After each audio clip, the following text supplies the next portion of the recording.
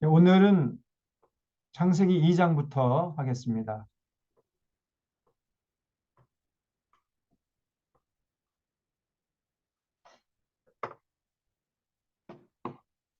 창세기 2장,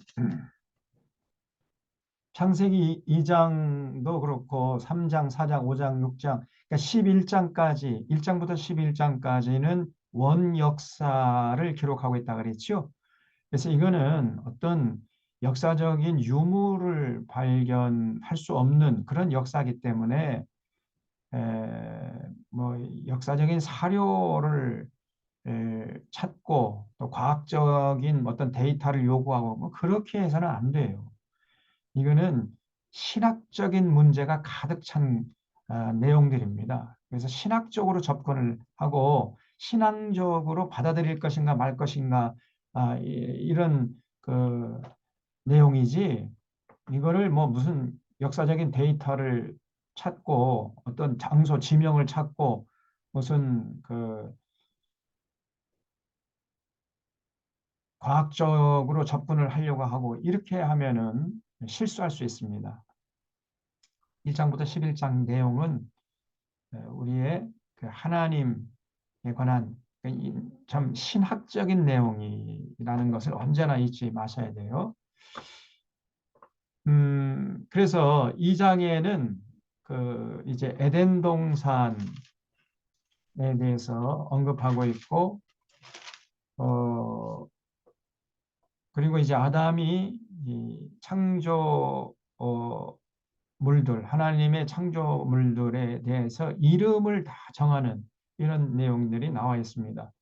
그래서 이 에덴 동산이 이 지구상에 어디냐? 이거를 자꾸 관심을 갖고 알아보려고 하는 사람이 있어요. 그거는 잘못된 관심입니다. 그런 관심은 빨리 접어둬야 돼. 그만둬야 됩니다. 그래서 이 성경은 에덴 동산이 어디 있는지 여기에 초점을 맞추는 것이 아니라 이게 제가 조금 전에 말씀드렸죠. 신학적인 문제라 그랬잖아요. 이거는. 그래서 에덴 동산에서 그 에덴 동산의 의미가 뭐고 에덴 동산에서 어떤 일이 있었는가. 그래서 그런 그 사건을 통해서 어떤 교훈을 주는가. 이거 중요한 것이지. 그 에덴 동산이 이 지구상이 어디냐. 자꾸 그런 데 관심을 갖는 사람들이 많아요. 쓸데없는 관심이에요, 그거는. 자, 그래서 2장 1절부터 한번 제가 읽어보겠습니다. 천지와 만물이 다 이루어지니라. 하나님이 그가 하시던 일을 일곱째 날에 마치시니 그가 하시던 모든 일을 그치고 일곱째 날에 안식하시니라. 그래서 6일까지 천지 만물을 창조하시고 그리고 일곱째 날 쉬셨다는 거죠. 그래서 우리도 일곱째 날을 쉬는 겁니다. 안식하는 거죠. 그날을 이제 안식일로 정해가지고 우리는 토요일 저녁부터 주일 저녁까지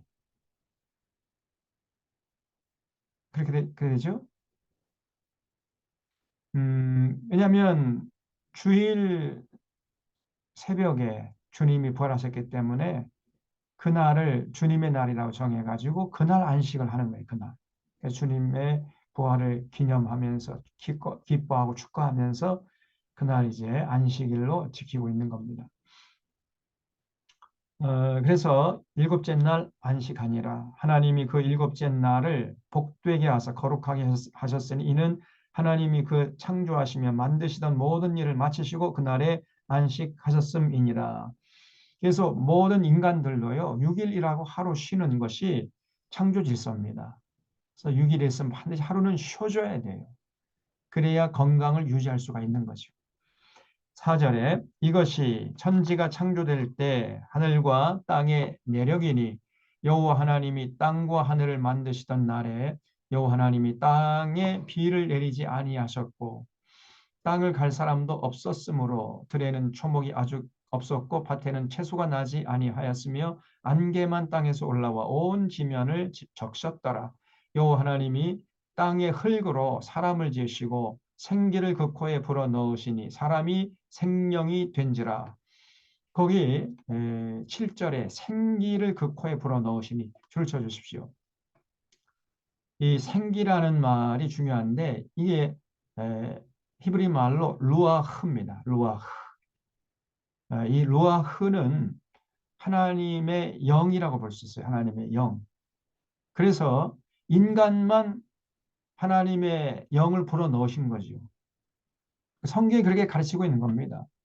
모든 피조물 중에서 인간만 하나님께서 흙으로 사람을 지으신 다음에 그 코에 생기를 불어넣은 거예요. 하나님의 영을. 그래서 인간이라면 하나님, 신적인 존재를 추구하고 신적인 존재와 교제하려고 하는 그러한 모습을 보여요. 오직 인간만이 그렇습니다. 인간 외에 그 어떤 피조물도 신을 찾지를 않아요. 하나님을 찾지 않습니다. 그렇지 않아요? 여러분, 개나 돼지나 소가 자기들끼리 모여가지고 이제부터 우리가 하나님을 찬양하고 하나님께 예배 드립시다. 이런 모습 본 적 있습니까? 지금까지 한 번도 그런 적이 없고 앞으로도 영원히 그런 모습을 하지 않을 것입니다. 왜냐하면 소나 개나 돼지 이 동물들, 가축들에게는요, 하나님이 하나님의 영, 이 생기를 그 코에 불어넣지 않았기 때문에 그래요. 오직 인간만이 생기를 불어넣은 겁니다. 그래서 사람이 생명이 됐어요.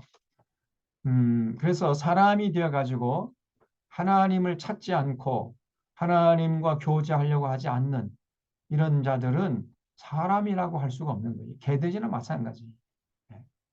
뭐 세상 살다가 뭐 죽으면 그것으로 그만이다, 끝이다. 이렇게 생각하면서 살아가는 사람은 정말 사람다운 삶을 살기 어렵습니다. 제가 지난주하고 그 지난주 하나님 그 무신론 지금 중세 이후에 이 이성이 발달됨으로 해서 그 전만 해도 그 하나님 중심으로 세계가 돌아갔는데 이제는 인간이 이성이 발달되다 보니까 인간 중심으로 그래서 인문주의가 이렇게 발달되고 르네상스 이후에 어떤 사람들은 심지어 하나님은 죽었다 이런 얘기도 하면서 이렇게 무신론이 팽배해지다 보니까요 인간이 아주 잔혹해지고 삭막해지고 세상이 어지러워지는 거예요. 하나님이 없다고 생각하면서 살아가는 것처럼 무서운 세상이 없습니다, 여러분. 그래서 인간이라면 반드시 신적인 존재를 추구해야 돼요. 그게 인간입니다. 성경이 그렇게 가르치고 있는 거예요. 인간만 하나님께서 그 코에 생기를 불어넣었어요. 루아흐. 그래서 인간은 다시 말하면 하나님을 찾고 하나님과 교제하고 하나님과 인격적인 교류를 할 수 있는 능력이 있단 말이지. 인간만. 그래서 만물의 영장이 되는 겁니다. 그런데 인간이 되어가지고 하나님 없다 그러고 하나님도 찾지 않고 자기 뭐 내 살다 죽으면 그만이다 이런 식으로 살아가는 사람은 결코 사람다운 삶을 살 수가 없는 것이죠. 그래서 여기 7절 말씀이 굉장히 중요합니다.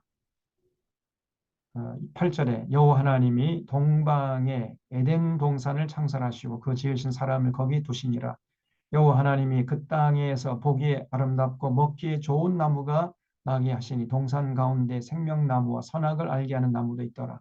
강이 에덴에서 흘러나와 동산을 적시고 거기서부터 갈라져 네 근원이 되었으니 첫째 이름은 비손이라. 금이 있는 하윌로 온 땅을 둘렀으며 그 땅의 금은 순금이요 그곳에는 베델리엄과 후마노도 있으며 둘째 강의 이름은 기혼이라. 구소 온 땅에 온 땅을 둘렀고 셋째 강의 이름은 히데길이라. 아수르 동쪽으로 흘렀으며 넷째 강은 유프라데더라.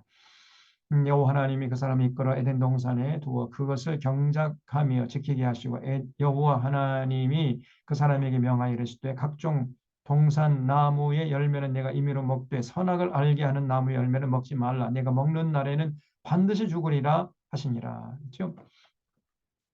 하나님이 이제 여기 지명을 보면은 이제 중동 어느 지역이라고 보여집니다. 근데 그 뭐 어디다 그렇게 너무 관심을 가질 필요가 없다 그랬죠. 어쨌든 에덴 동산 이 지구상에 어디다가 만드시고 음, 그리고 사람을 거기서 이제 살게 한 거죠. 아담과 하와를. 그래서 그 동산 나무의 각종 열매는 내가 마음껏 먹을 수 있다는 거예요. 마음껏. 내가 임의로 먹되 마음대로 먹어라. 그러나 선악을 알게 하는 나무 열매, 선악과죠. 이 선악과는 먹지 말아라. 먹는 날에는 반드시 죽으리라. 예외 없이 죽을 거니까 절대 먹으면 안 된다. 이렇게 명령했어요. 여러분, 그러면 그 명령은 지켜야 되겠죠. 네? 하나님의 모든 명령은 우리에게 유익한 것입니다. 그리고 우리가 지킬 수 있는 것이, 그러니까 지키라고 명령하시는 거죠.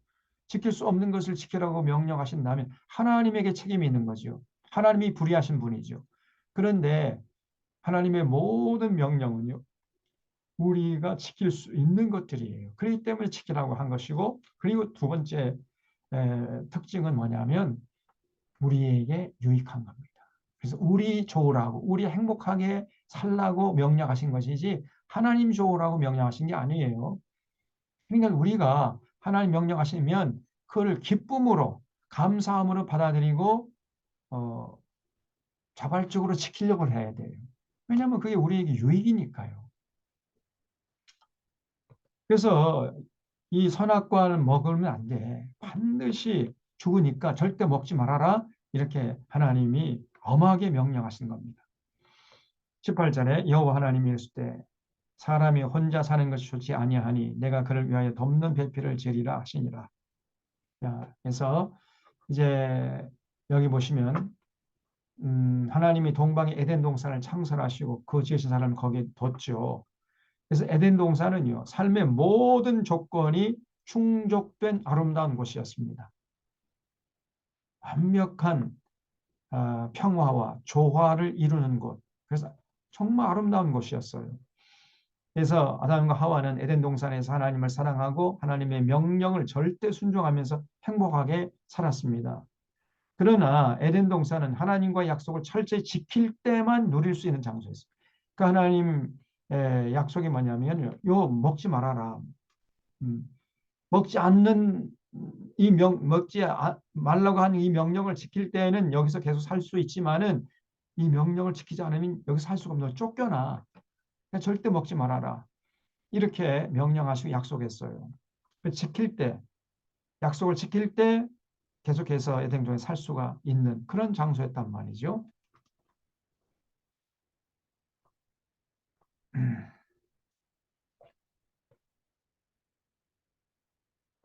그래서 여기 선악과를 보면은 선악과를 먹는 날에는 반드시 죽으리라 그랬어요. 반드시.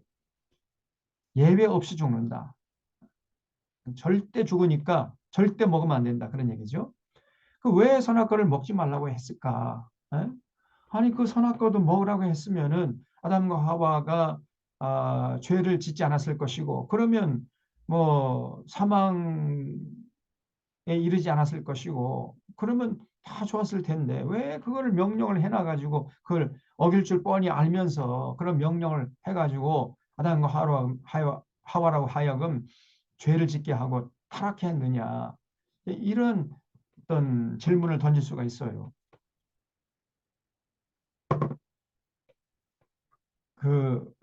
이유는 뭐냐면 인간을 하나님의 형상으로 창조하셨기 때문입니다.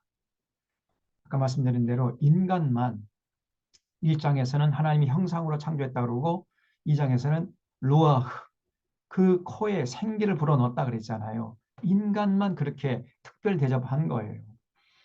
그래서 그 하나님의 형상으로 창조된 하나님의 생기를 불어넣은 인간은요, 선택할 수 있는 자유가 주어진 겁니다. 스스로 생각하고 스스로 판단해서 자기가 스스로 선택하고 그 선택에 대한 책임을 질 수 있는 자유인으로 창조된 거예요. 자유인으로. 오직 인간만 그래요. 인간만. 그 어떤 피조물도 이런 선택의 자유가 없어요. 여러분, 이 자유와 책임은 굉장히 중요한 문제입니다. 자유가 없으면 책임을 물을 수가 없습니다. 그러나 자유가 주어지면 반드시 책임을 져야 돼요.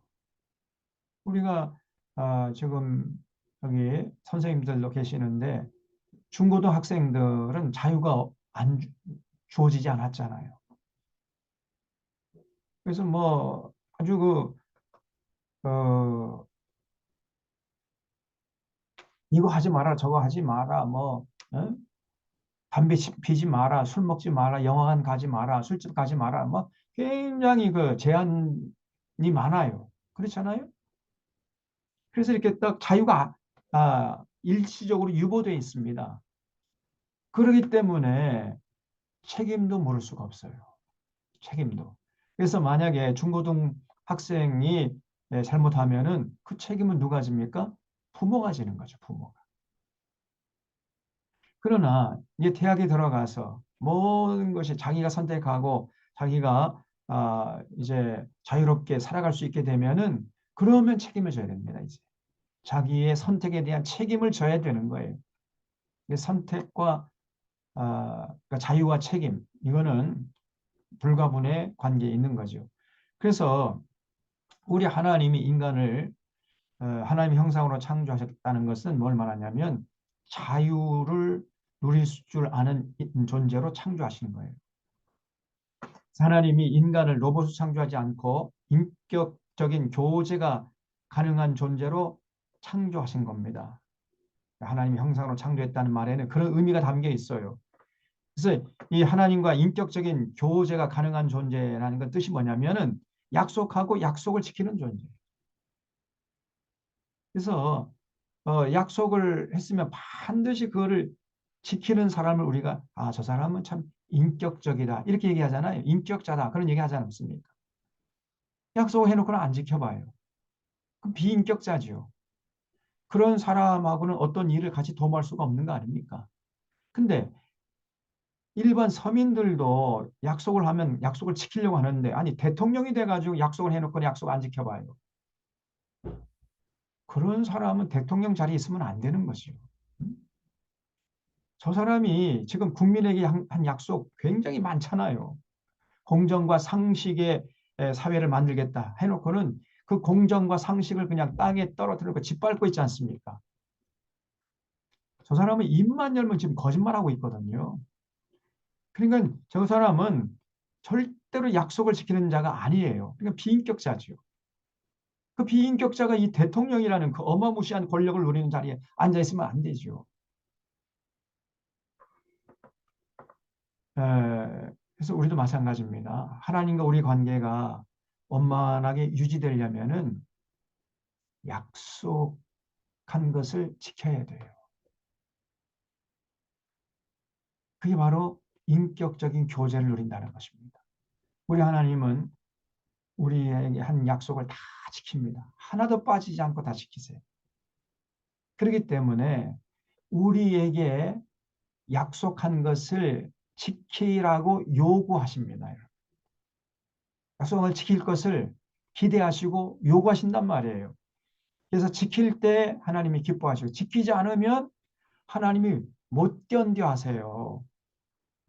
하나님의 사전에는 약속한 것을 지키지 않는 그런 비인격적인 행동은 절대 없어요. 하나님 그렇게 행동할 수가 없습니다. 그러니까 인간의 행동이 이해가 안 되는 거예요. 하나님은. 약속했으면 지켜야 되는데 안 지키는 인간들을 보면은요. 하나님이 속이 푹푹 썩다가 급기야는 분노하신단 말이죠. 거기에 대한 기록이 구약 성경이에요. 아니 지금 하나님께서 그 아담과 하와에게 먹지 말라. 먹는 날에는 내가 정령 죽으리라. 반드시 죽을 거야. 그러니까 먹지 말아라. 이렇게 이제 명령하시고 약속을 했어요. 그렇게 하겠다고. 그러면 지켜야 할 거 아닙니까? 그런데 나중에 이제 3장에 보겠습니다. 안 지켜요. 그래서 이 에덴 동산에 선악과를 만들어 놓고 먹지 말아라. 먹는 날에는 반드시 죽을 것이다. 이렇게 명령하신 것은 하나님께서 우리에게 허락하신 그 자유를 잘 선용하는지 알고 싶었던 거예요. 그 약속을 지키는 쪽으로 어, 자유를 사용하는지 않는지 그거를 보고 싶었던 겁니다. 인간에게만 선택의 자유가 주어진 거예요. 자유에는 반드시 책임이 따릅니다. 내가 선택하고 내가 책임지는 것. 이것이 인생이고 인간만의 특권이죠. 그래서 여러분은 이제 다 성인들이잖아요. 여러분이 선택하고 여러분이 책임지는 겁니다. 선택에는 책임이 따라요. 잊지 마셔야 됩니다. 음, 그래서 여기 17절에 그 에덴 동산에 선악과를 만들어 놓고 먹지 말라는 이거 가지고 우리 중고등부 때 토론도 많이 했죠. 왜 이거 만들어 놔 가지고 그 아담과 하와로 하여금 타락하게 했느냐? 하나님이 잘못이다. 아니다, 인간이 잘못이다. 막 이 가지고 우리 중고등부 때 모여가지고 막 서로 그 편을 나눠가지고 서로 막 끝장 토론하고 그랬잖아요. 네, 핵심은 뭐냐면 우리 인간은 하나님의 형상, 하나님의 생기로 창조됐기 때문에 스스로 선택할 수 있는 자유가 있습니다. 그래서 그 자유를 잘 선용해야 돼요. 그렇지 않으면은 반드시 하나님께 이제 그 책임을 묻게 된단 말이죠. 자, 그다음에 이제 18절에는 18절부터는 하나님께서 이제 아담을 그때까지만 해도 이제 하와가 없었던 거죠. 그래서 아담 혼자 사는 것이 좋지 아니하니 내가 그를 위하여 돕는 배필을 지으리라 하시니라. 거기 주차하십시오. 돕는 배필, 이 돕는 배필. 이 여자를 돕는 남자의 돕는 배필이다. 또 이거 가지고 또 이제 문제가 돼요. 좀 더 말씀드릴게요. 여호와 하나님이 흙으로 각종 들짐승과 공중의 각종 새를 지으시고 아담이 무엇이라고 부르나 보시려고 그것들을 그에게로 이끌어 가시니 아담이 각 생물을 부르는 것이 곧 그 이름이 되었더라. 야, 그 여러분 아담이요 대단한 그 지혜를 가지고 있는 사람이라는 거죠. 응? 그 어떤 존재의 이름을 적절하게 짓는 것처럼 어려운 일이 없습니다. 저도 때때로 뭐 우리 교인들이 아기를 낳고 좀 아기 이름 좀 줘달라 뭐 이런 부탁을 받는데 그 이름 짓는 게 그렇게 사실은 쉬운 일이 아닙니다. 굉장히 어려워요.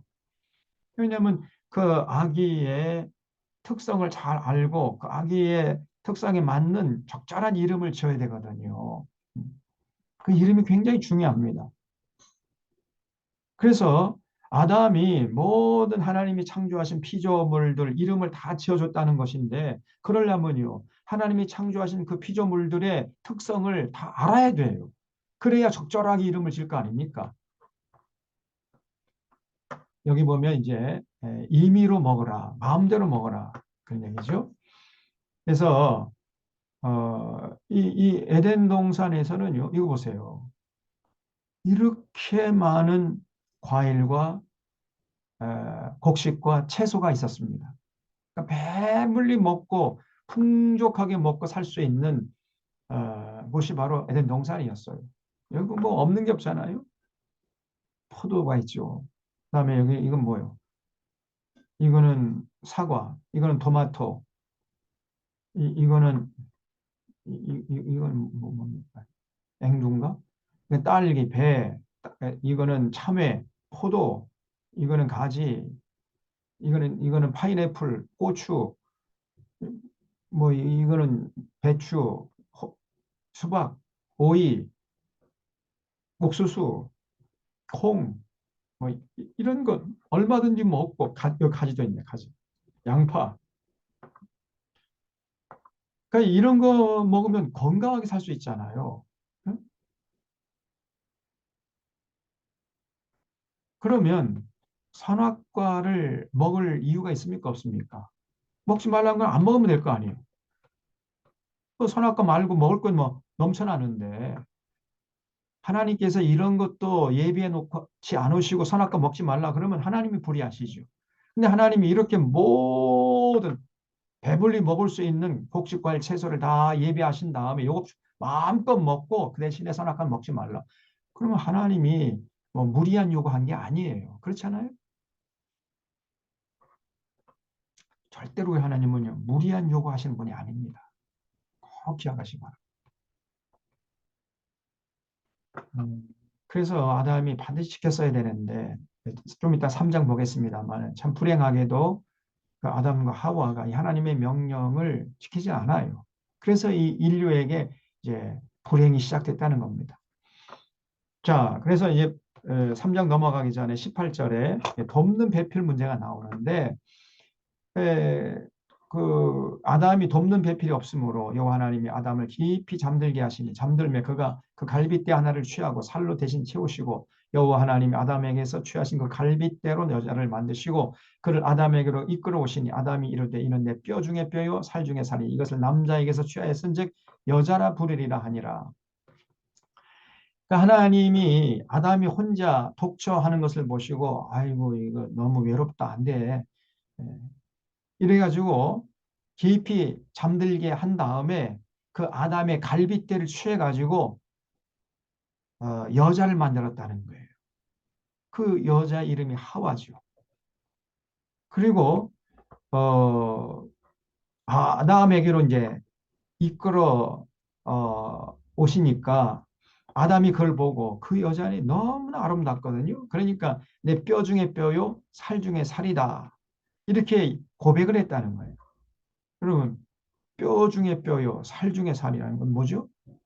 아담의 가장 본질적인 그 요소를 가지고 여자를 만들었다. 그런 얘기죠.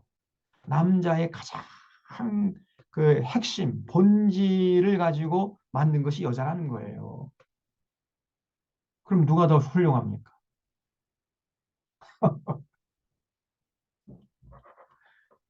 지금 이 돕는 배필에 피리 꽂힌 남자들이 많아요. 돕는 배필. 그래서 지금도 우리 기독교 에는 이제 보수적인 교단이 있잖아요. 좀 진보적인 교단도 있고 보수적인 교단이 있는데 지금 우리 교회가 속해 있는 교단은 통합 측입니다. 대한예수교 장로의 통합 측. 이 통합 측은 이 어정쩡해요. 보수도 아니고 진보도 아니고 뭐 이렇게 어정쩡. 그래서 통합한다. 우리는 보수와 진보를 통합한다. 그래서 통합이에요. 근데 이 보수적인 교단 저쪽이 합동 측이나 너 이렇게 뭐 더 보수적인 교단에서는요 남자만 안수할 수 있고 여자는 안수하면 안 된다 이렇게 법으로 정해놨어요. 헌법으로. 아니 여자는 돕는 배필이라고 하지 않느냐. 남자를 도와주는 존재인데 그러니까 쉽게 말해서 이 돕는 배필이라는 개념을 어떻게 생각하냐면요. 저 사람들은 어떤 그 조수 정도로 남자의 조수 정도로 생각하는 거예요. 이 일본 말로 하면 조금 더 실감이 나서 제가 일본 말로 하면은 일본 말 제가 싫어하는데 이 시다바리 시다바리 예? 남자의 시다바리가 여자다 이런 식으로 생각합니다. 다시 말하면 남자는 우열을 우등하고 여자는 열등하고 남자는 더 훌륭한 존재고 여자는 열등한 존재다. 이런 식으로 생각하는 거예요. 요 근거를 가지고 돕는 배필이 없으므로 돕는 배필로 창조되는 게 여자다 이래가지고 그래서 어떻게 돕는 배필이 안수받아 가지고 목사가 되고 장로가 돼 가지고 남자들을 지도할 수 있느냐? 이건 절대 그럴 수가 없다. 이렇게 주장하는 거예요. 보수적인 교단에서. 그래가지고 여전히 지금도 이 보수적 교단에서는 여성들은 목사가 될 수 없습니다. 또 장로도 될 수가 없어요. 그런 교단들이 지금 많이 있습니다. 근데 여기서 이 돕는 배필이라는 거는 여성이 남성보다 열등한 존재다. 그런 뜻이 아닙니다. 아니, 뼈 중에 뼈, 살 중에 살이라고 그랬잖아요. 남자의 뼈 중에 뼈, 살 중에 살로 만든 게 여자란 말이죠. 그러면 사실 뭐 논리적으로 과학적으로 따진다면은 여성이 더 우월한 존재라는 얘기죠. 사실은 이것만 보면은 그렇잖아요. 제가 무슨 그 여성 해방론자라서 이런 얘기 하는 게 아니라 성경이 그렇다는 얘기죠. 성경이. 음, 또 요즘에 무슨 청년들 가운데서는 페미니즘이 또 유행해가지고 뭐 이제는 뭐 남녀 평등을 주장하는 것이 아니라 남자하고 여자가 동등하고 또 심지어는 여자가 더 우월하다 남자보다 막 이렇게 또 어, 믿고 그렇게 주장하려고 하는 또 여성들도 있는 것 같아요. 네, 여러분 절대 성경에서는 남자가 우월하고 여자는 열등하고 이런 주장하지도 않고 또 그 대신에 여자가 또 우월하고 남자는 또 열등하고 그런 주장도 하지도 않습니다. 남자나 여자나 하나님께서 다 동등해, 평등해요, 평등. 그래서 이 돕는 배필이라는 거는 남성의 조수라는 뜻이 아니고요. 남자가 할 수 없는 일들을 도와주라고 하나님께서 이제 옆에 살게 하신 존재가 여자라는 거예요. 남자가 죽었다 깨어나도 할 수 없는 게 있지요. 그게 뭡니까? 생육하고 번성하고 충만하라 할 때 생육, 번성, 충만하려면은 생명을 잉태하고 출산하고 양육해야 할 거 아니에요. 그래야 생육하고 번성하고 충만하는 거 아닙니까? 근데 이렇게 중요한 일은 다 누가 해요? 남자는 못합니다. 여자가 하게 돼 있어요, 여자가. 생명을 잉태하는 거, 남자가 생명을 잉태할 수 있어요? 못합니다. 출산도 남자는 못해요. 양육도 남자는 못해요. 생육하고, 잉태하고, 출산하고, 양육시키는 거, 이거는 여성의 몫입니다, 여러분. 여성이 해야 되는 거예요. 그래서 남성이 할 수 없는 그 일을 여성이 하라고 하나님께서 여자를 만들어가지고 옆에 붙여놨단 말이죠. 그게 돕는 배필이라는 개념입니다. 그래서 돕는 배필의 의미는 남자가 할 수 없는 일을 도우라는 뜻이에요. 그래서 남자가 할 수 없는 일은 생명, 잉태하고 출산하고 양육하는 일입니다. 여자가 그 일을 감당해서 남자를 도우라고 했어요. 그래서 돕는 배필이에요. 그러니까 어떤 면에서는 남자가 할 수 없는 일을 도와주라고 곁에 살게 하신 거기 때문에 여성이 어떤 면에서는 더 우월한 거죠. 어떤 면에서는 남성이 더 우월한 것이고 힘쓰는 문제는 남성이 더 우월하고 생명을 잉태하고 출산하고 양육하는 거는 여성이 더 우월한 거지요. 그렇잖아요. 그래서 각각의 그 역할이 있는 겁니다. 남성성과 여성성이 그 특징이 있어요. 남성성은 강하고 어떤 힘 있고 뭐 이런 것들은 잘할 수 있습니다. 그러나 아주 부드럽고 섬세하고 이런 건 잘 못해요. 남자는. 그건 여성의 몫이에요. 생명을 잉태하고 생명을 자기가 출산해 본 경험이 있기 때문에 생명에 대한 그 경외심 그리고 생명을 사랑하는 이거는 남자가 여자를 못 따라갑니다, 여러분. 그거는 여성의 몫이란 말이죠. 남자는 뭐 어, 밖에 나가서 열심히 식솔들을 위해서 땀 흘려 일을 해가지고 먹여 살리는 그런 일을 하고 여성들은 생명을 잉태하고 출산하고 양육하는 이런 일을 하고 이렇게 분업을 해서 살라는 거예요. 음? 그게 하나님의 창조 질서입니다. 근데 오늘날 이런 하나님의 창조 질서가 또 대한민국에서 깨져버렸어요. 지금 저 선진국이라 하는 그런 사람들 보면은요. 그래도 여성의 이제 가정에서의 몫을 중요시 여기면서 여성들에게 그런 시간들을 할애해주고 배려해줍니다. 근데 한국은요, 뭐 어떻게 된 게 여성에게 그러한 어떤 생명을 잉태하고 출산하고 양육하는 이러한 여유를 하나도 주질 않는 거예요. 남자가 똑같이 이렇게 일을 시키고 뭐 직장에서 전문인이라고 하면은 그러니까 여성이 아기를 안 낳으려고 그래요. 그러니까 출산율이 지금 0.71명으로 세계에서 지금 최하위입니다, 지금. 이렇게 나가다가는 이 대한민국이 좀 있으면 이 지구상에서 사라져 버려요. 망조가 들리는 겁니다, 대한민국이. 왜냐하면 이 여성성의 중요성을 지금 인식하지 못하고 있는 거예요. 이 여성의 역할이 얼마나 중요한 것인지, 생명을 잉태하고 출산하고 양육하는 것이 얼마나 가치 있는 일인지를 이 대한민국이 망각하고 있습니다, 지금. 지난번에 박근혜 정부 시절 때에 그 여성부 장관이라는 여사가 그 누굽니까? 그 초대 여성부 장관이 있었어요. 그 여자가 장관이 되면서 일성이 뭐냐면 여성들이요 가정에서 나와라. 가정을 탈출하라. 그러면은 그 자녀는 국가가 키워주겠다. 이런 얘기를 하더라. 나라 망조입니다. 나라 망할 일이 있어요. 여러분 이 여성이요 가정을 지켜야 됩니다. 제가 보수적인 무슨 꼰대라서 하는 이런 얘기 하는 게 아니에요. 그게 하나님의 창조 질서라니까요. 그래서 여성이 잉태하고 출산하고 양육하고 그래서 그런 일을 하고 또 여유가 있으면 또 이런저런 일을 할 수가 있어요. 응? 가장 원초적이고 그렇기 때문에 가장 중요한 일이 뭐냐면요. 가정에서 사랑하는 남편과 결국은 뜨거운 사랑의 결실로 생명을 잉태하고 출산하고 양육하는 것. 이게 가장 중요한 일이에요.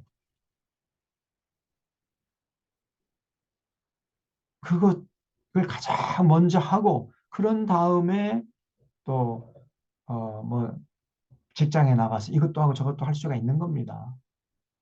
근데 이걸 완전히 도외시하고 가장 중요한 일은 도외시하고 뭐 전문인으로서 살아간다 그러면서 여성이 결혼도 안 하려고 그러고 아기도 안 낳으려고 그러고 가정적이지도 않고 이거는 그 방향이 벌써 잘못된 겁니다. 깊이 생각하셔야 돼요, 여러분. 이게 하나님의 창조 질서라니까요.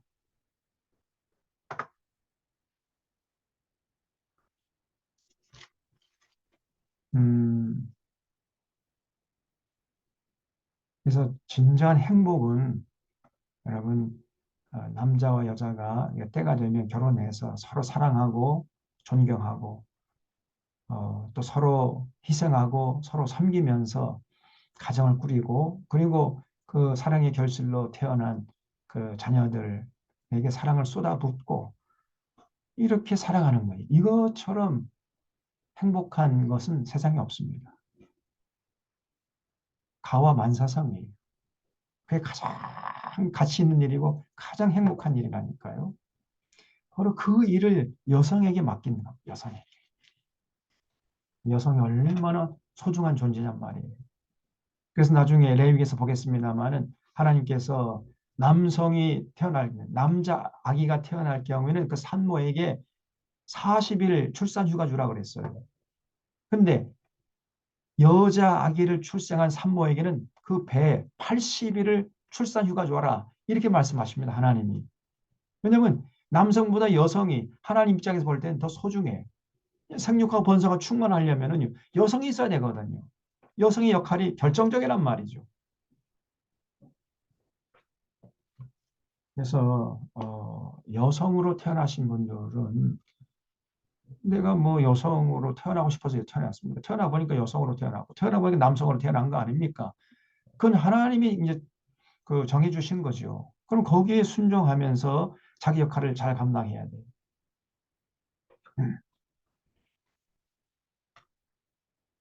음, 그래서 여기 아담 보세요. 아담 아까 여기 19절 보니까 아담이 각 생물을 부르는 것이 곧 그 이름이 되었더라. 이름을 적절하게 짓는 것처럼 이게 그 지혜로운 일이 없는데 아담이 그 일을 감당했다는. 근데 그렇게 지혜로운 아담도 할 수 없는 일이 있다는 거예요. 그게 뭐냐?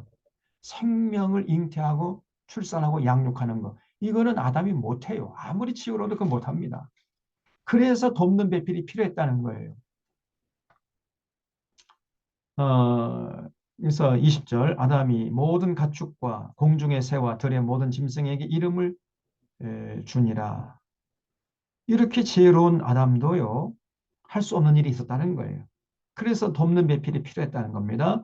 돕는 배필이 없으므로 여호와 하나님이 아담을 깊이 잠들게 하시니 잠들매 그가 그 갈빗대 하나를 취하고 살로 대신 채우시고 여호와 하나님이 아담에게서 취하신 그 갈빗대로 여자를 만드시고 그를 아담에게로 이끌어 오시니 아담이 이르되 이는 내 뼈 중에 뼈요 살 중에 살이 이것을 남자에게서 취하였은즉 여자라 부르리라 하니라. 이러므로 남자가 부모를 떠나 그 아내와 합하여 둘이 한 몸을 이룰지로다 그랬죠.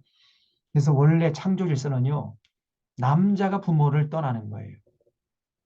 그래서 남자가 어느 정도 장성하면은 부모를 떠나서 독립을 해야 돼요. 그래서 이제 여자를 아내로 맞아 해가지고 한 가정을 이루라. 이것이 하나님의 창조 질서입니다. 근데 우리는 우리 한국의 문화는 여자가 부모 곁을 떠나가지고 남자에게 시집 간다. 이렇게 이제 요즘에는 뭐 그런 개념도 많이 사라졌습니다만은 성경적인 것은 남자가 독립을 해야 돼요. 부모로부터. 이 독립한다는 건 뭐냐면요. 첫 번째는 그 경제적인 독립이 필요합니다. 경제적인 독립. 두 번째는 신앙적인 독립. 세 번째는 정신적인 독립. 이 다 독립이 돼야 돼. 결혼해놓고는 여전히 그 부모님에게 또 의지를 하고 부모님에게 손을 내밀고 부모님의 어떤 가르침대로 할 말 하려고 그러고 자기 어떤 사상이나 자기 어떤 의지나 자기 계획이 없이 이러면 곤란해요. 그런 사람은 결혼하면 안 돼. 유대인들은요, 13살이면 성인식을 합니다. 그러면 13살 성인식을 할 때에 그 우리는 뭐 이게 결혼식 할 때 뭐 십시일반 부조를 축의금 더 하잖아요. 축의금. 그래 봤자 뭐 축의금 뭐 10만 원, 20만 원 뭐 이렇게 하고 뭐 또 친지들은 뭐 100만 원도 하고 뭐 그런 사람도 있겠습니다만은 유대인들은요. 한몫을 쥐어지는 거예요. 보통 웬만한 집에서는요. 몇 억을 줍니다. 그거 가지고 너 독립해라. 경제적인 독립을 해라 이제. 절대로 부모에게 손 벌리지 말라는 그런 거죠. 그리고 정신적인 독립, 신앙적인 독립을 해야 돼요. 그래서 랍비에게 가가지고 13살 되면은요 반드시 그 테스트를 해요.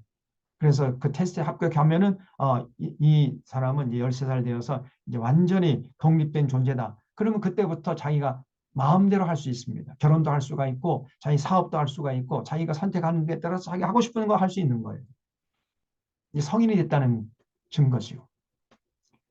그래서 남자가 부모를 떠나는 거예요. 그의 아내와 합하여 둘이 한 몸을 이룰지로다. 그래서 이제 가정을 세워가지고 또 뜨거운 사랑의 결실로 새 생명이 탄생해가지고 생육 번성 충만하는 하나님의 역사가 이루어지는 것입니다. 그래서 아담과 그의 아내 두 사람이 벌거벗었으나 부끄러워하지 아니하니라 그랬죠. 그래서 오늘날 사실 성경적인 결혼 제도는 남자가 독립을 해야 돼. 남자가 신앙적인 독립, 정신적인 독립, 경제적인 독립, 예, 독립을 해야 됩니다. 그래야 결혼할 자격이 있는 거예요. 자, 이제 중요한 문제, 창세기 3장입니다. 이게 원죄 사건이라고 하는 거죠. 소위 말해서. 3장 1절에 그런데 뱀은 여호와 하나님이 지으신 들짐승 중에 가장 간교하니라. 뱀이 여자에게 물어 이르되 하나님이 참으로 너에게 동산 모든 나무 열매를 먹지 말라 하시더냐. 여자가 뱀에게 말하되 동산나무 열매를 우리가 먹을 수는 있으나 동산 중앙에 있는 나무의 열매는 하나님 말씀에 너희는 먹지도 말고 만지지도 말라 너희가 죽을까 하노라 하셨다고 이렇게 대답을 했어요. 뱀에게. 여러분 여기 2장에서 분명히 17절에서 하나님께서 뭐라고 말씀했습니까? 먹는 날에는 반드시 죽으려 그랬죠.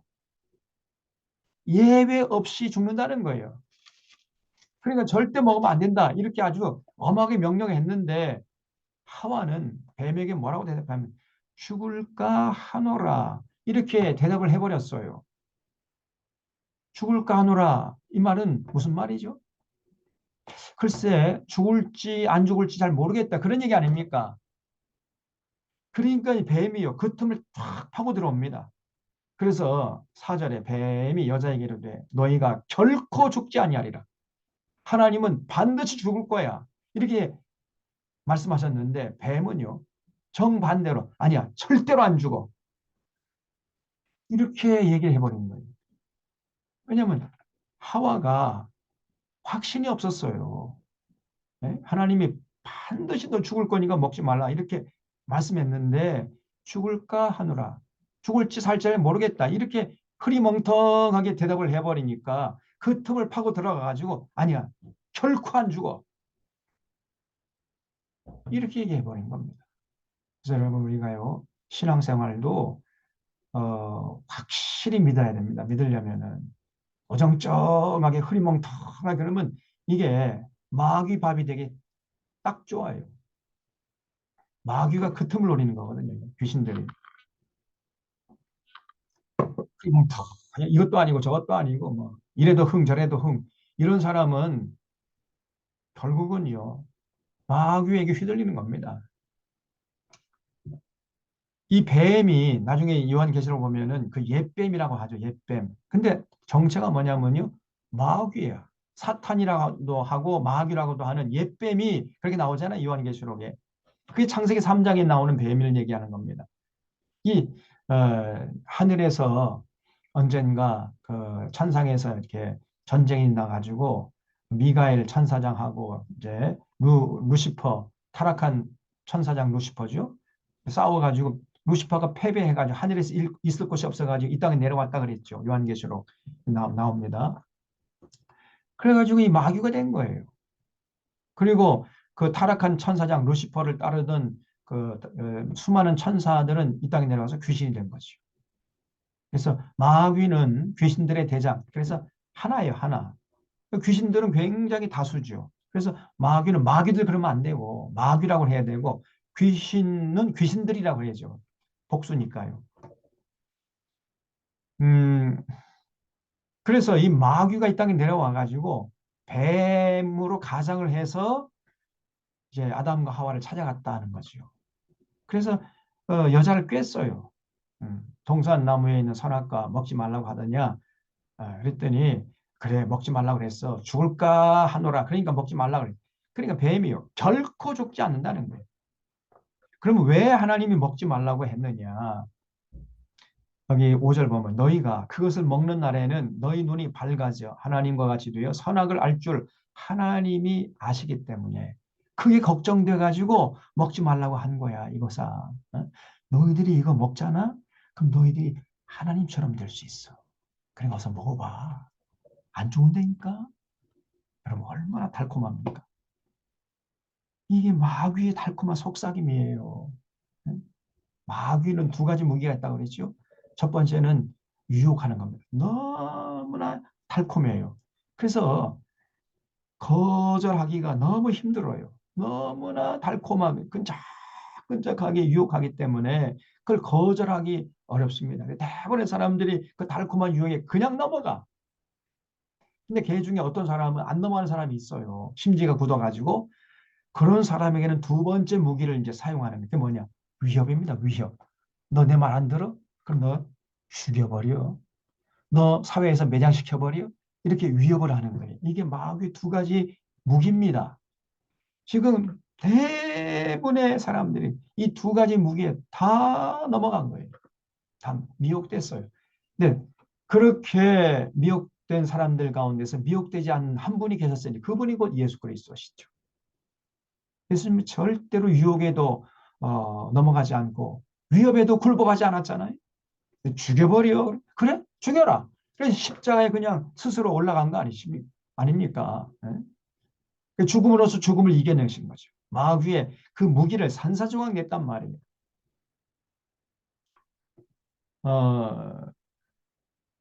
그래서 뱀이 결코 죽지 않고 그를 먹는 날에는 너희들이 눈이 밝아져서 하나님처럼 될까 봐 그걸 걱정해서 하나님이 먹지 말라고 하는 거야.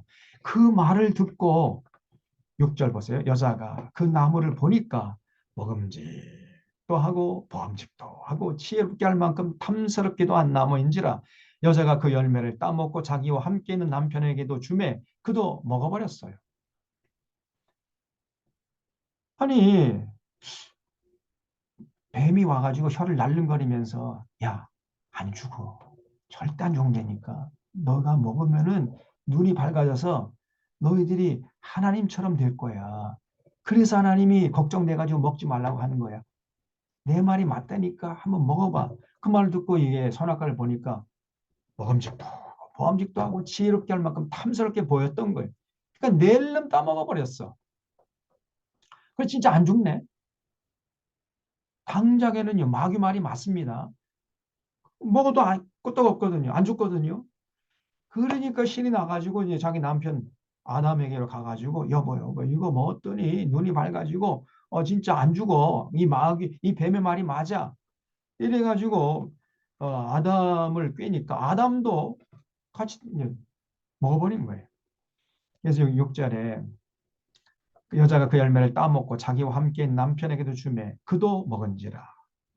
이에 그들이 눈이 밝아져 자기들이 벗은 줄 알고 진짜 눈이 밝아졌어요. 그리고 또 뱀의 말대로 안 죽었어. 눈이 밝아지고 안 죽고. 여러분 꼭 기억하시기 바랍니다. 어둠의 세력들의 말도요. 일시적으로는 맞을 수 있어요. 이 마귀, 사탄, 이 귀신들의 말이 어느 어떤 그 단기간 동안에는요. 맞는 경우가 있다니까요. 그러니까 사람들이 거의 넘어가는 거지요. 근데 긴 눈으로 긴 세월을 보면은 반드시 틀립니다. 맞지는 않아요. 그래서 우리가 좀 멀리 볼 줄 알아야 되고 길게 볼 줄 알아야 돼. 우리의 시야를 좀 넓혀야 되고 그래야 됩니다. 너무 시야가 좁고 눈앞에 것만 보는 사람들은요. 마귀밥이 되기 딱 좋아요. 그런 사람들. 그래서 진짜 뱀의 말대로 하나님은 반드시 죽는다고 했는데 안 죽고 또 마귀 말대로 뱀의 말대로 눈도 밝아졌단 말이죠. 그럼 눈이 밝아지니까 어떻게 됐냐? 자기들이 벗은 줄을 알게 된 거예요, 이제. 그전엔 벗은 줄, 부끄럼도 몰랐어요. 벗은 줄 알고 무화과 나무 잎을 엮어 치마로 삼았더라. 그들이 그날 바람이 불 때 동산에 거니신 여호와 하나님의 소리를 듣고 아담과 그의 아내가 여호와 하나님의 낯을 피하여 동산나무 사이에 숨은지라 하지. 그러니까 하나님의 명령을 순종할 때에는 하나님 만나는 것이 기쁨이었습니다.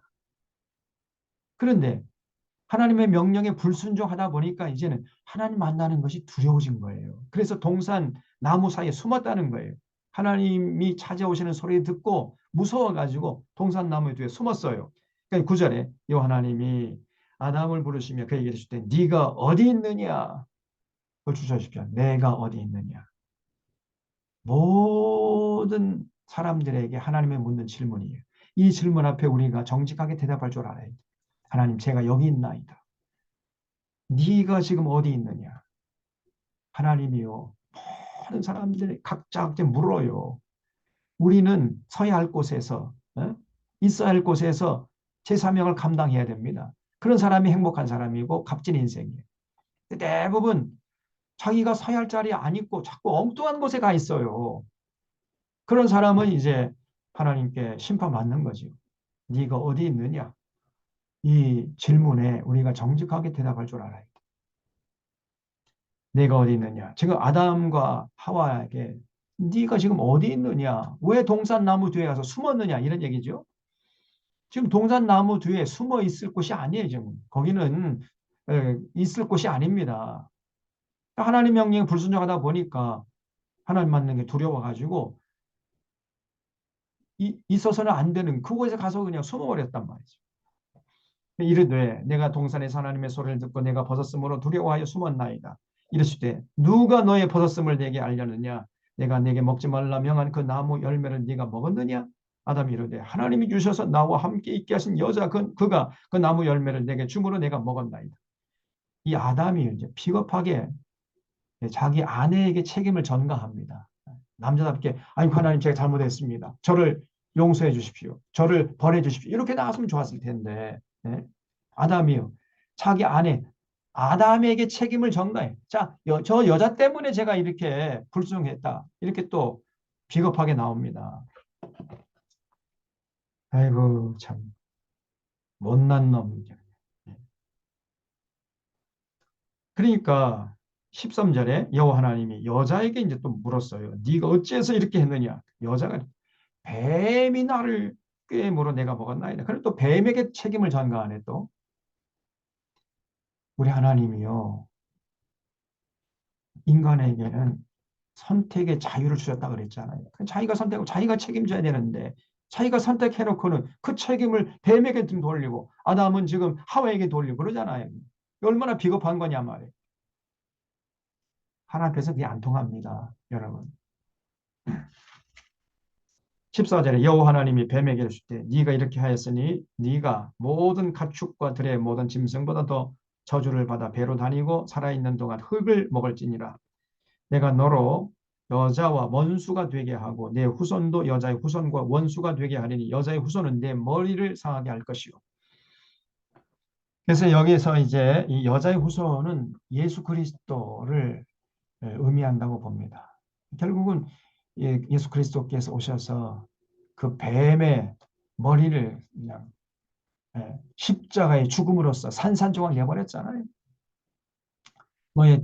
너는 그의 발꿈치를 상하게 할 것이다. 그래서 이 뱀은요, 예수님 뭐 육신적으로 뭐 해칠 수 있는 뭐 그런 경지까지 나갔지만은 그러나 결코 그 예수님을 굴복시킬 수 없었습니다. 오히려 그런 십자가 사건을 통해서 이 뱀의 머리가 날아가 버린 것이요. 16절에 또 여자에게 이르시되 내가 네게 임신한 고통을 크게 더하니 그러니까 뱀에게 이제 하나님께서 그 죗값을 물어가지고 평생 너는 저주를 받아가지고 배로 기어다니게 하고 그 여자의 후손이 너의 머리를 상하게 할 것이다. 이렇게 하나님께서 예언을 했어요. 결국은 이제 예수 그리스도께서 오셔서 이 마귀의 무기를 산산조각 내버렸잖아요. 이건 지금도 마귀와 귀신들 폐잔병입니다. 폐잔병. 예수 그리스도 십자가 사건 이후에는 폐잔병이에요. 그리고 이제 여자에게는 뭐라고 죗값을 물었냐면은 너는 임신하는 고통을 크게 당할 것이다. 그래서 네가 수고하고 나 자식을 낳을 것이며 너는 남편을 원하고 남편은 너를 다스릴 것이니라 하시고 그랬죠. 그 여성들에게는 임신의 고통 크게 했어요. 참 그러니까 아마 선악과를 먹기 전에는 임신의 고통이 크지 않았겠죠. 근데 이제 그 이후에는 임신하고 출산하는 고통이 아주 뭐 큰 거죠. 남성들은 잘 모를 겁니다. 여성이 이제 출산할 때 얼마나 큰 고통을 겪는지 죽을 만큼 아프다는 거예요. 그래가지고 뭐 얘기를 나오면서 뭐 남편을 막 저주하고 뭐 그런 여성도 있다고 그럽니다. 제 아내는 그러지 않았습니다만. 막 남성의 머리를 막 다 뽑아버리고 막 그런데요. 그렇게 고통스러운가 봐요. 그런데 또 이제 조금 지나면 아기가 이쁘니까 또 둘째, 셋째를 낳는 거죠. 어, 그리고 너는 남편을 원하고 남편은 너를 다스릴 것이니 하시고 그다음에 이제 아담에게 주신 죄값이 뭐냐? 너는 너의 아내의 말을 듣고 내가 내게 먹지 말란 나무 열매를 먹었으니까 땅은 너로 말미암아 저주를 받고 너는 내 평생에 수고하여야 그 소산을 먹으리라 그랬어요. 그러니까 노동의 고통을 줬다는 거예요. 노동의 고통.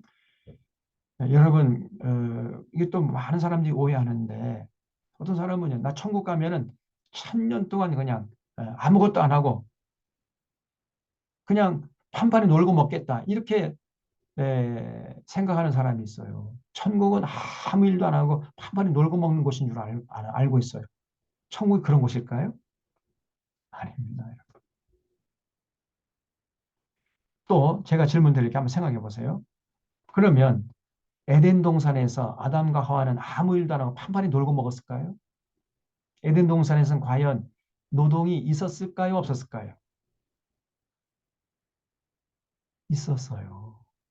근데 그때 노동은 고통스러운 게 아니었죠. 기쁨이요, 또 존재 이유요, 감사함의 이유였어요. 그래서 사람이 일이 없어 봐요. 이것처럼 또 힘든 일이 없습니다. 그래서 죄를 범하기 전에 에덴 동산에서 아담과 하와는 적절한 일이 있었고 그 일이 너무나 기쁜 일이에요.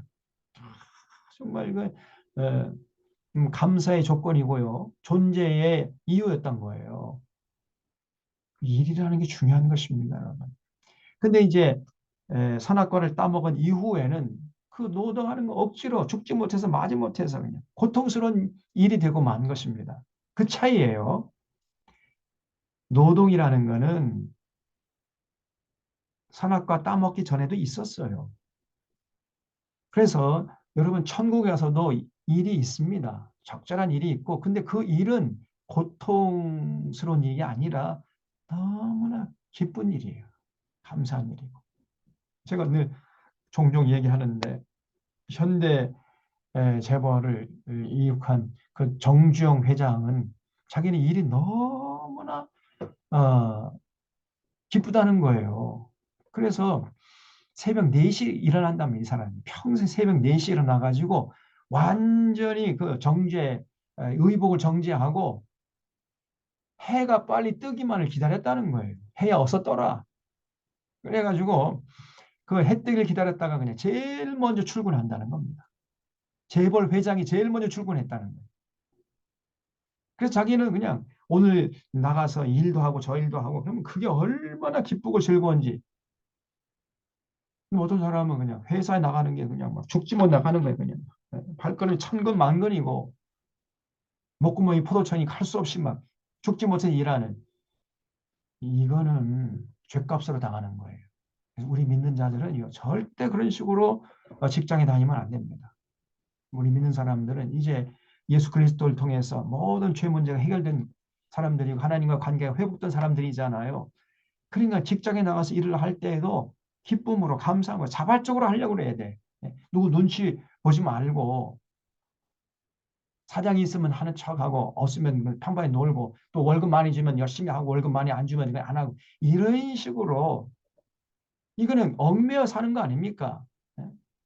여러분의 자유를 저 사람의 손에 넘겨주는 거잖아요. 절대 그렇게 어리석은 짓 하면 안 돼요. 누가 보든지 말든지 월급은 많이 주든지 적게 주든지 그런 거 상관하지 말고 최선을 다해서 그 일 하는 그 자체의 기쁨을 찾고 존재 이유를 찾으라 그 말이에요. 그게 여러분 하나님과의 관계를 회복한 사람의 모습이에요. 꼭 기억하십시오. 에덴 동산에서도 일이 있었습니다. 근데 선악과를 따먹은 이후의 일은 고통스러운 일로 전락이 되어버립니다. 그 차이에. 그래서 너는 땅으로 말미암아 저주를 받고 너는 내가 평생 수고해야 소사를 먹으리라. 땅이 내게 가시덤불과 엉겅퀴를 낼 것이라. 내가 먹을 것은 밭의 채소인즉 네가 흙으로 돌아갈 때까지 얼굴에 땀을 흘려야 먹을 것을 먹으니 내가 그것에서 취함을 입었습니다. 너는 흙이니 흙으로 돌아갈 것이니라. 결국은 죽게 된다는 거예요. 흙으로 지금 받았기 때문에 이제 좀 있으면 너 죽을 거야. 지금 당장은 죽지 않지만 너는 반드시 죽어. 그래서 결국은 하나님이 맞으시고 뱀의 말이 틀렸던 거예요. 마귀 말이 틀렸습니다, 여러분. 아담이 그의 아내 이름을 하와라 불렀으니 그는 모든 산자의 어미가 됩니다라. 여호와 하나님이 아담과 그의 아내를 위하여 가죽옷을 지어 입히시니라. 그래서 하나님이 이랬을 때 보라 이 사람이 선악을 아는 일에 우리 중 하나같이 되었으니 그가 그의 손을 들어 생명나무 열매도 따먹고 영생할까 하노라 하시고 여호와 하나님이 에덴 동산에서 그를 내보내어 그의 근원이 된 땅을 갈게 하시니라. 이같이 하나님이 그 사람을 쫓아내시고 에덴 동산 동쪽에 그룹들과 두루 도는 불칼을 두어 생명나무의 길을 지키게 하시니라. 그렇죠? 그래서 결국은 약속대로 하나님의 명령에 순종하지 않았기 때문에 에덴 동산에서 쫓겨난 거죠. 살 수가 없어요. 하나님의 명령을 지키지 않으면은 여러분 천국에서 쫓겨납니다. 에덴에서 쫓겨나는 거예요. 그래서 하와가 선악과를 먹자 놀랍게도 당장에는 사탄의 말도 죽지 않았어요. 그러니까 하와가 이제 아담에게 주어 먹게 하죠. 먹은 후에는 눈이 밝아졌어요. 뱀이 말이 맞아. 다 맞아요. 뱀이 말에. 당장에는 맞아요. 그래서 부끄러운 마음이 들어가지고 무화과나무 잎으로 치마를 만들어 입었습니다. 그리고 하나님이 부르시는 음성을 듣고 두려운 마음이 들어서 동산나무 뒤에 가서 숨었던 거죠. 그래서 죄의 결과가 뭐냐? 부끄러움과 두려움이요. 죄의 삭은 사망입니다. 기억하십시오. 일단 죄를 짓잖아요. 그럼 부끄러움이 엄습해. 그러니까 두려움이 찾아와요. 그러면서 관계가 깨지는 겁니다. 이게 죄의 결과예요. 인간과 인간 사이도 마찬가지예요. 죄가 개입되잖아요. 그러면 그 참 우정을 나누고 진한 사랑을 나누던 그 관계도 깨져버립니다. 그래서 이게 만남 자체가 이게 참 고통스러운 거예요. 부끄럽고 두려움이 몰려오니까 인격적인 관계가 깨지니까 더 이상 관계를 유지할 수가 없게 되는 것이죠. 하나님과 인간 사이도 마찬가지고요. 인간과 인간 사이 마찬가지입니다. 전부 마찬가지예요. 그래서 여러분 죄를 무서워하고 죄를 멀리하고 죄를 경계해야 됩니다. 그리고 결국은 죄의 삭은 사망이죠. 그래서 인류에게 이제 죄가 임했던 거예요. 결국 에덴 동산에서 쫓겨나고 죽음이 찾아온 것입니다. 그래서 원죄, 이제 3장에 아담과 하와가 하나님 말씀에 불순종한 사건을 원죄라 그러는데 그 원죄의 핵심은 교만과 불순종이에요. 아니 피조물이 하나님처럼 될 수 있다는 뱀의 말에 거기에 놀아났잖아요. 어떻게 피조물이 창조자의 자리에 나갈 수 있습니까? 그건 교만의 극치죠. 그래서 이 원죄의 핵심은 교만입니다. 그리고 사람이 교만하게 되잖아요. 그럼 반드시 하나님의 명령에 불순종하게 돼 있어요. 교만과 불순종은 이건 동전의 양면입니다. 교만한 사람은 반드시 하나님의 명령 듣기를 거부하고 귀를 막고 하나님의 명령에 불순종하게 돼 있어요. 이거는 뗄래야 뗄 수 없는 관계입니다. 그래서 아담과 하와 이래 모든 인류는 이런 원죄를 타고 나서 살다가 죽게 된 거예요. 아담과 하와 이래로 모든 인류가. 그래서 이 원죄, 모든 인간에게는 원죄를 가지고 태어난다. 이렇게 표현하죠. 하나님을 모르잖아요. 응? 그리고 하나님과 관계가 이제 깨진 상태에서 이렇게 아이가 커가지고 결국은 하나님께 이제 불순종하게 되고 그러면 이제 교만하게 자기가 최고인 것처럼 이렇게 살다가 죽는 것이죠. 그래서 이 타락한 인간의 이중성, 여기 보시면요, 이 그림 보세요. 이 사람은 이제 부분적으로만 타락한 거예요. 부분적으로만. 아직 반쪽은 좀 정상적이에요. 이렇게 이제 타락한 인간이 되면은 두 가지 성향이 있습니다. 하나는 하나님의 법을 따르고자 하는 성향이 있고요. 다른 하나는 죄의 법을 따르고자 하는 성향이 있어요. 이 두 가지 성향이 늘 갈등을 한 인격 속에서 일으키다가 결국은 항상 죄의 법을 따르고자 하는 성향이 이겨요. 이것이 인간의 실존의 모습입니다. 여러분과 저도 다 마찬가지예요. 타락한 인간에게는 아직 그 겉으로는 뭐 멀쩡하기도 하고 아주 뭐 교양이 철철 넘치고 이렇지만은 두 가지 성향이 한 인격 속에 공존해 있단 말이에요. 하나님의 법을 따르고자 하는 성향이 있는가 하면 죄의 법을 따르고자 하는, 예? 육신의 욕망을 따르고자 하는 그런 성향이 이렇게 한 인격 속에 공존해가지고 항상 갈등을 이렇게 충돌을 해요. 그러다가 누가 이기느냐? 항상 죄의 법을 따르고자 하는 성향이 이긴단 말이에요. 이게 인간의 실존의 모습이란 말이에요. 이거를 깨닫고 고백한 사람이 바울이에요. 그래서 바울이 로마서 7장 22절에서 내 속사람으로는 하나님의 법을 즐거워하되 내 지체 속에서 다른 한 법이 내 마음의 법과 싸워 내 지체 속에 있는 죄의 법으로 나를 사로잡아 오는 것을 보는도다. 오호라 나는 곤고한 사람이로다. 이 사망의 몸에서 누가 나를 건져내랴. 그러면서 가슴을 쳤어요. 이것이 인간입니다. 여러분 그 거룩한 바울도 그렇게 고백을 하는데 우리 같은 범인들이야 뭐 말해 못하겠어요. 항상 우리 인격 속에서 두 가지 성향이 자꾸만 갈등을 일으키면서 3차 대전을 일으키는 거예요. 그러면서 항상 결국 누가 이기느냐 하면 하나님의 법을 따르고자 하는 성향이 이기는 것이 아니라 죄의 법, 세상 욕심을 따르고자 하는 그 법이 이기더란 말이에요. 그러니까 결국은 참 인생이 고통스러운 것이죠. 늘 불안하고 두려움이 엄습하고 부끄럽고 인간관계가 원만치 못하고 죄를 범하잖아요. 그러면 그 죄를 범한 사람은 인간관계가 원만치 못합니다. 절대로 원만할 수가 없어요. 뭔가 이게 구린 게 있잖아요. 네. 그렇기 때문에 이게 인간관계가 원만치를 못해요. 로봇처럼 뭔가 이렇게 삐걱삐걱거려 이게 자꾸. 그러다가 이제 완전히 타락해버리잖아요. 완벽하게 타락해버리면 어떻게 됩니까? 그러면 스스로 힘으로 이제 죄의 권세에서 해낼 수가 없게 돼요. 그래서 절반만 타락한 경우에는 그래도 두 가지 법이 자꾸 싸우지만은 어떤 때는 뭐 하나님의 법을 따르고자 하는 성향이 이길 수도 있어요. 근데 대부분 뭐 지긴 하지만은 그러나 그러다가 완벽하게 타락하면은요 절대로 그 죄의 권세에서 헤어날 수가 없게 됩니다. 누군가 밖에서 건져내주지 않으면은 그 죄의 사슬에서 벗어날 수가 없게 돼 있어요. 그게 인간이란 말이죠. 이 죄가 우리 속에 침투해서 우리를 악하게 만들고 하나님을 믿지 못하게 하고 계속 악을 행하게 하고 그래서 그 죄 가운데서 먹고 마시다 죽게 만들어버려요. 밖에서 누군가 건져줘야 돼요. 그래서 예수 그리스도께서 이 땅에 오셨다는 겁니다. 이게 성경의 가르침입니다. 예수님은 죄가 없으시잖아요.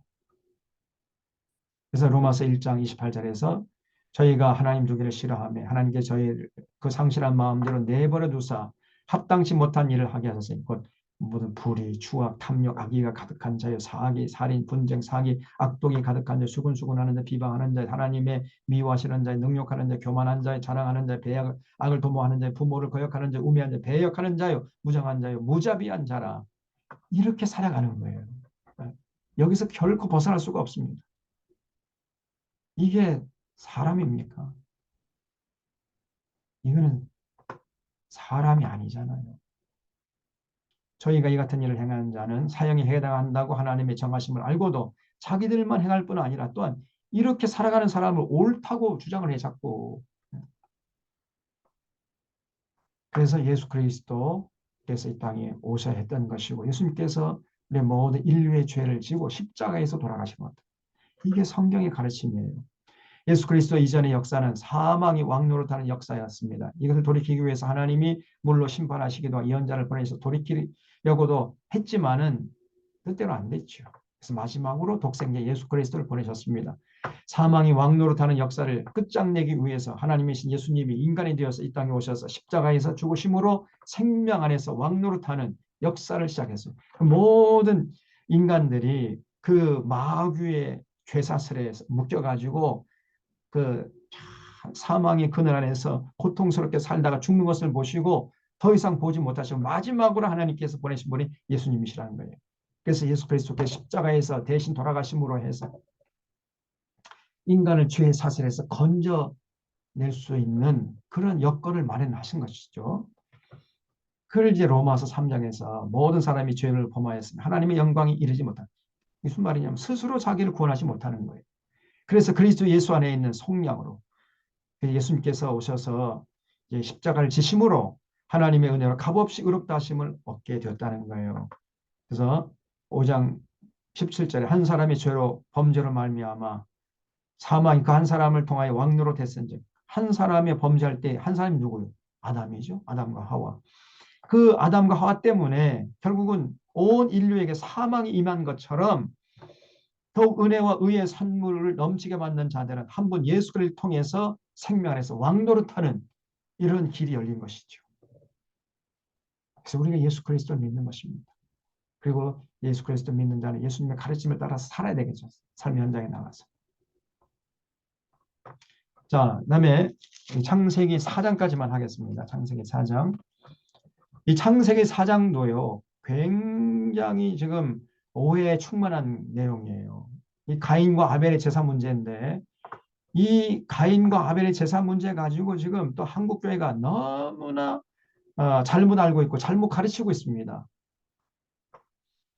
하나님께서 이제 가인과 아벨이 그 아담과 하와의 이제 그 사랑의 결실로 태어났단 말이에요. 가인은 형이고 아벨은 동생이었어요.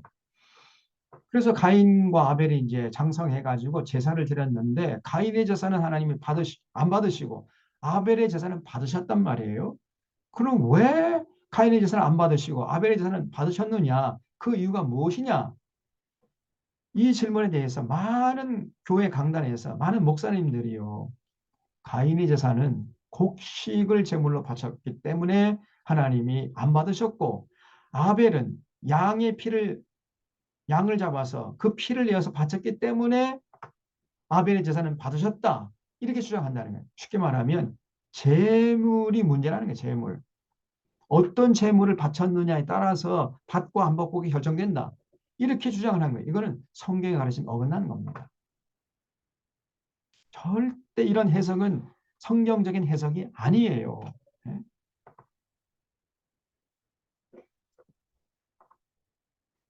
여기 4장 1절 보면 아담이 그 아내 하와와 동침하며 하와가 임신하여 가인을 낳고 이르되 내가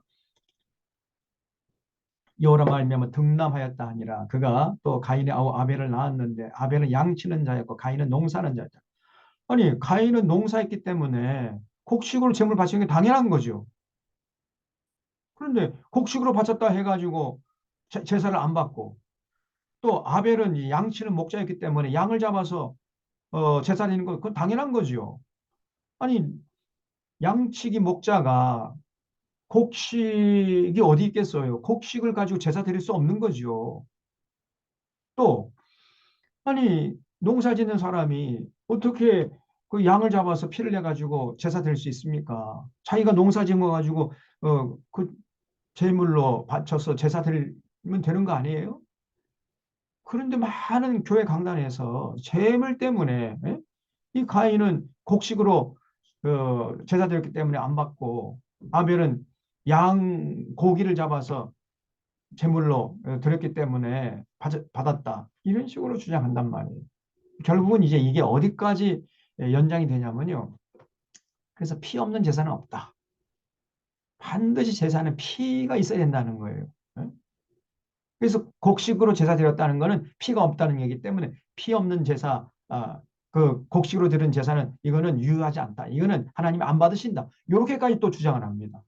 그래서 피 없는 제사, 반드시 피 있는 제사를 드려야 된다. 그럼 피 있는 제사가 뭐냐? 그게 바로 헌금이라는 거예요.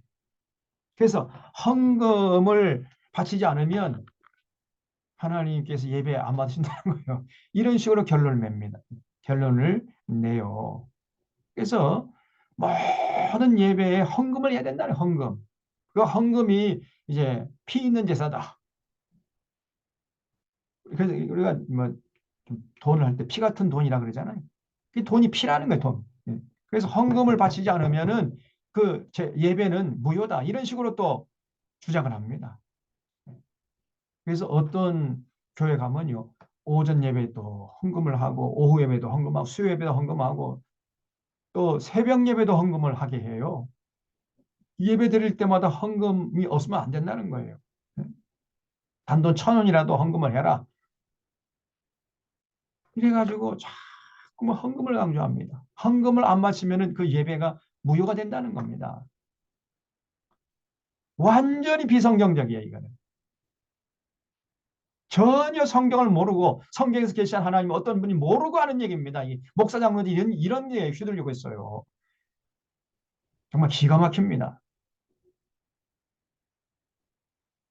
그 우리 주변에도 보면은 뭐 새벽 예배 때에도 헌금하라고 그래가지고 헌금 뭐 할 때 뭐 이제 1,000번째 헌금하라고 그래. 1,000번째 1,000번 헌금에 하나님께서 여러분이 기도 응답한다 그래가지고 그 새벽 기도회 새벽 예배 때 그때 헌금하라고 해요. 헌금. 1,000번 헌금하면 하나님이 여러분 소원 이루어주 여러분 기도에 응답하신다. 새빨간 거짓말입니다, 여러분. 우리 하나님이 무슨 뭐 부족한 것이 있어가지고 헌금 1,000번 해야 그 1,000번 받아먹고 기도에 응답하시는 그런 하나님이십니까? 이런 엉터리 같은 주장이 어디 있느냔 말이에요, 이게. 또 그거를 또 믿고 따라가는 그 교인들은 또 뭡니까, 이게? 예? 다들 정신 나간 거예요, 이게. 성경을 전혀 모르고 하나님 어떤 분인지 모르고 말이에요. 이런 사이비 목사들이, 사건 목사들이 많아요, 이 거짓 것들이. 근데 우리 주변에 1,000번째 헌금 안 하는 데가 없어요. 정말 기가 찹니다, 이게. 제가 좀 흥분을 했는데 너무 엉터리잖아요. 네? 우리 하나님 뭘로 알고 말이에요. 이렇게 하나님을 곡해할 수 있습니까? 왜 하나님이 가인의 제사를 안 받으시고 아벨의 제사를 받았느냐? 창세기 4장 7절에 보세요.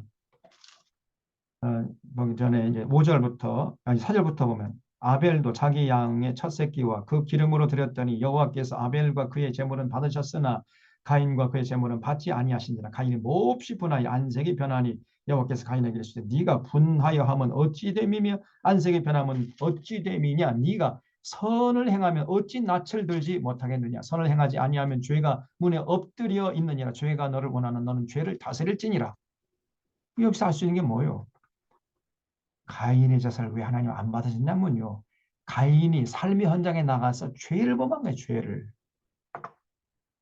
네가 선을 행하면 어찌 낯을 들지 못하겠냐. 이런 하나님의 음성을 통해서 볼 때 가인의 평소에 삶의 문제가 있었던 거예요. 재물의 문제가 있었던 것이 아니라 그 삶의 문제가 있었던 겁니다. 삶의 현장에 나가서 하나님의 뜻을 받들지 않았어요. 지 멋대로 살았어. 지 속에는 옳은 대로 자기 욕심대로 탐욕적으로 이렇게 살다가 와서 제사 드리는데 그 제사를 하나님이 받겠냔 말이에요. 절대 안 받습니다. 우리 하나님이 삶이 뒷받침되지 않는 예배 그건 헛수고예요. 괜히 시간 낭비하는 겁니다. 아니 하나님을 더 분노케 하는 거예요. 여러분 이 구약성에서 계속해서 읽어보면요. 그런 하나님이 공통적으로 나옵니다. 하나님이 너무 고통스러운 것은 왜 고통스러워했느냐. 다른 거 아니에요. 이 사람들이 열심히 제사 드리고요. 재물 많이 갖다 바쳤어요. 재물 안 갖다 바치고 예? 오늘만 하면 헌금 많이 안 하고 예배 안 드렸기 때문에 하나님이 분노하신 것이 아니고 헌금 많이 갖다 바치고 예배도 자주 드렸어요. 그런데 왜 하나님 분노하셨느냐? 삶의 현장에 나가서 하나님의 뜻대로 안 살았어요. 지 멋대로 살아. 그저 그냥 세속적으로 더 그걸 움켜쥐려고 하고 그냥 욕심 부리고 부동산 투기하고 주가 조작하고 이렇게 살다가 와가지고 하나님께 또 재물 바치면서 하나님 사랑합니다. 이러고 예배 드리니 하나님이 기가 차는 거예요. 기가 차. 절대로 그런 예배를 하나님이 받으시지 않습니다. 이런 하나님이 성경에서 계시하시는 하나님이세요. 그래서 요한 1서 신약성경에 보면 3장 2절에 12절에 아주 분명하게 나옵니다. 가인같이 하지 말라. 그는 악한 자에게 속하여 그 아우를 죽였어요. 어떤 이유로 죽였느냐. 자기 행위는 악했어요. 삶의 현장에서 살아가는 그 삶의 모습이 악했단 말이에요. 그 행위가 악했어요. 그래서 하나님이 가인의 제사는 안 받으셨습니다. 이게 성경적인 해석입니다. 그런데 아벨은요. 그 삶의 현장에서 하나님의 뜻에 순종하는 삶을 살다가 와서 제사 드렸거든요. 그러니까 그 제사를 하나님이 기쁨으로 받으신 거죠. 이게 성경적인 해석입니다. 다른 식으로 해석하면 그 틀린 거예요. 결국 재물의 문제가 아니라 삶의 문제였어요. 하나님은 삶이 뒷받침되지 않는 제사는 절대로 원치 않습니다. 받지 않으세요. 꼭 기억하시기 바랍니다. 그래서 이사야서 1장 11절에 17절에서 하나님께서 이사 선지자를 통해서 말씀하신 게 뭐냐면요. 너희의 무수한 재물이 내게 무엇이 유익하냐? 나는 수양의 번제와 살찐 짐승의 기름에 배불렀고 나는 수송아니 어린 양이나 순염소의 피를 기뻐하지 않는다 그랬어요. 너희가 내 앞에 보이러 오니 이것을 누가 너희에게 요구했느냐? 내 마당만 밟을 뿐이라 헛된 재물 다시 가져오지 말라 그랬어요. 왜 하나님께서 당시에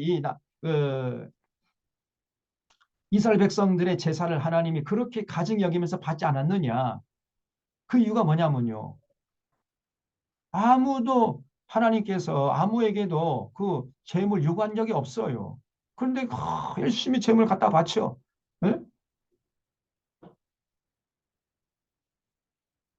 그런데 하나님은 기뻐하지 않으십니다.